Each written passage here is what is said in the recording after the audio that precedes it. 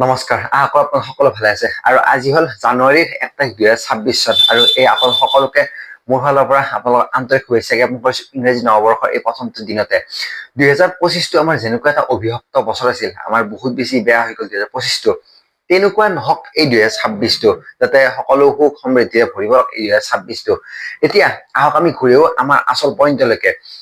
আমাৰ যে এঞ্জেল চাকমা ত্ৰিপুৰাৰ এঞ্জেল চাকমা এতিয়া সমগ্ৰ বিশ্বৰ সমগ্ৰ ভাৰতবৰ্ষতে এতিয়া এই এটা নাম আছে এঞ্জেল চাকমাৰ লগত অন্যায় হল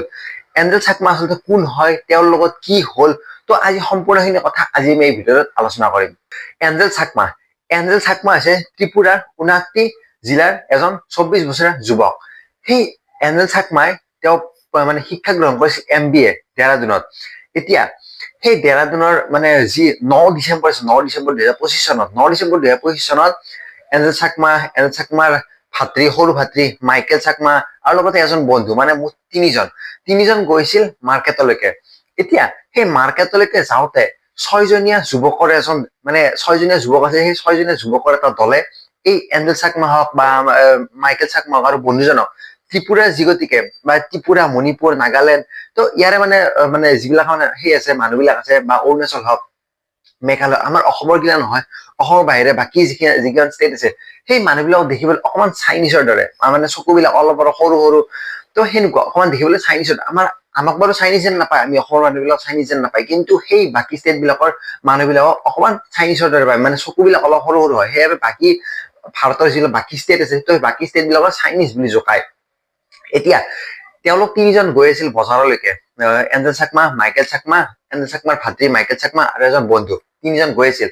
এতিয়া তিনিজন গৈ থাকোতে ছয়জনীয়া যুৱকৰ এটা দলে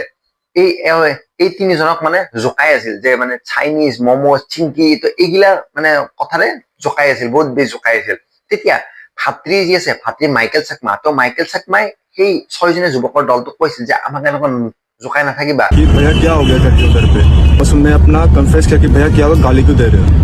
যে আমি ভাৰতীয় হয় আমি ত্ৰিপুৰাৰ আমি ভাৰতীয় আমি চাইনিজ নহয় তেনেকে তেওঁলোকে জোকাই থাকি অলপ মানে জোকাই থকা অলপমান বাঢ়ি থাকি অলপমান মানে হাতে লাগিল তো হাতে লাগোতে কি হল ভাতৃৰ লগত লাগিল প্ৰথম মাইকেল চাকমাক হাতে লাগিল ভাতৃক মানে মাৰোতে যি এঞ্জেল চাকমা আছে তো সেই এঞ্জেল চাকমাই ভাতৃক বচাবলৈ গল সেই ছয়জন যুৱকৰ পৰা হাতৰ পৰা বচাবলৈ যাওঁতে ভাতৃ মানে যি এঞ্জেল চাকমা আছে তো এঞ্জেল চাকমাক চুৰিৰে আঘাত কৰিছে লগতে আপোনাৰ যি লোহা আছে তো সেই লোহাৰে বহুত বেয়াকৈ মানে আঘাত কৰিছে যাৰ মূৰত গলত স্পাইনিং কৰ্ডত পাকস্থলীত বহুত বেছি আঘাতপ্ৰাপ্ত হল এঞ্জেল চাকমা বহুত বেছি মানে ঘটনা বহুত বেছি বাঢ়ি গল তো বাঢ়ি যাওঁতে যি মাইকেল চাকমা আছে তো ছয়জন যুৱক তাৰ পৰা গুচি গল মাইকেল চাকমা আছে তো সেই মাইকেল চাকমা আৰু বন্ধুজনে লগে ওচৰৰ মেডিকেলৰ ICUত ভৰ্তি কৰাই দিলে ICUত ভৰ্তি কৰাই দিয়াৰ পিছত 9 ডিচেম্বৰত ঘটনাটো ঘটিল তাৰপিছত 17 দিন প্ৰায় 26 ডিচেম্বৰলৈকে সেই ICUত থাকিল যি এঞ্জেল চাকমা আছে মৃত্যুৰ সৈতে যুঁজি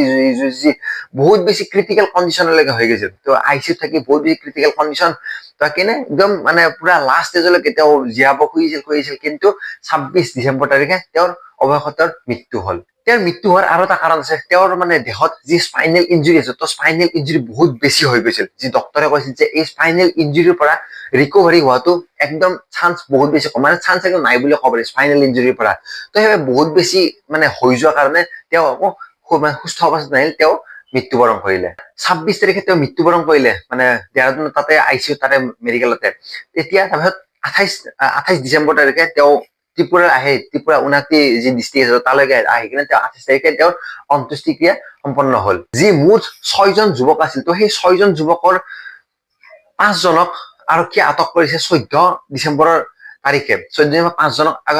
আটক কৰিছে মূল অভিযুক্ত য়েগয়া অৱস্থি তেওঁ কিন্তু মূল অভিযুক্ত তেওঁ মানে বহুত বেছি প্ৰহাৰ কৰিছিল তেওঁ স্পাইনেল ইঞ্জুৰি তেওঁ মানে বহুত বেছি ইনভলভ আছিল তেওঁ মানে হত্যা মাৰাত তেওঁ এতিয়া যি য়েগয়া অৱস্থি আছে তেওঁ বৰ্তমানলৈকে নেপালত পলাতক হৈ আছে কিন্তু ভাৰতৰ পৰা টিম গৈছে নেপালত মানে তেওঁক বিচাৰি আছে এতিয়া এটাই আশা কৰিম যাতে নৰ্থ ইষ্টৰ যি বাকী ষ্টেট আছে মানে নৰ্থ ইষ্টৰ মানুহখিনিক ভাৰতৰ বাকী সিফালৰ ষ্টেট বিলাকে অলপ মানে নৰ্থ ইষ্টক অলপ মানে নেগলেক্ট কৰে মানে গুৰুত্ব নিদিয়ে বোলে নৰ্থ ইষ্টে বাদ দিয়ে আৰু অলপ নেগলেক্ট কৰে এতিয়া যি আমাৰ অৰুণাচল আছে মণিপুৰ মেঘালয় ত্ৰিপুৰা, তো সেই বাকী ষ্টেটবিলাকৰ মানুহবিলাকক অলপ মানে তেওঁলোকে জোকাই সেনেকে এবিউজ কৰে। তো এইবিলাকৰ লগত মানে উচিত ন্যায় হ'ব লাগে অতি সোনকালে। যি অভিযুক্ত আছে, মূল অভিযুক্ত শাস্তি হ'ব লাগে, ন্যায় পাব লাগে। নহ'লে ভাৰতৰ মানে বিভিন্ন ঠাইত, আমাৰ এই নৰ্থ ইষ্টৰ বিভিন্ন ঠাইত, ভাৰতৰ বিভিন্ন ঠাইত আমাৰ ষ্টুডেণ্ট আছে, বিভিন্ন ঠাইত পঢ়ি আছে। তো সেইবাবে তেওঁলোকে এনেকুৱা ঘটনাৰ সন্মুখীন হ'বলগীয়া হয়। যদি উচিত শাস্তি যদি পায়, তেতিয়াহ'লে এনেকুৱা ঘটনা আমি আকৌ শুনিবলৈ নাপাম। চাওক, 24 বছৰীয়া ল'ৰা এজন পঢ়িবলৈ গৈছিল MBA, ফাইনেল ইয়াৰৰ ষ্টুডেণ্ট আছিল MBA। এতিয়া এনেকুৱা ঘটনা শুনিলে একদম বেছি বেয়া লাগে। আৰু আমাৰ মানুহে এতিয়া বাংলাদেশীক লৈ ভয় কৰি আছে, বাংলাদেশী মানুহবিলাকক ভয় কৰি আছে। আমি ভাৰতীয় মানুহৰ পৰাই আমি সুৰক্ষিত নহয়। ভাৰততে আমাৰ মুক্তভাৱে আমি ঘূৰিব নোৱাৰোঁ, নিজৰ দেশ। বাংলাদেশীটো আৰু পিছৰে কথা। এজন ভাৰতীয়ই ভাৰততে আমি সুৰক্ষিত নহয়, বাংলাদেশটো আৰু বহুত পিছৰ কথা।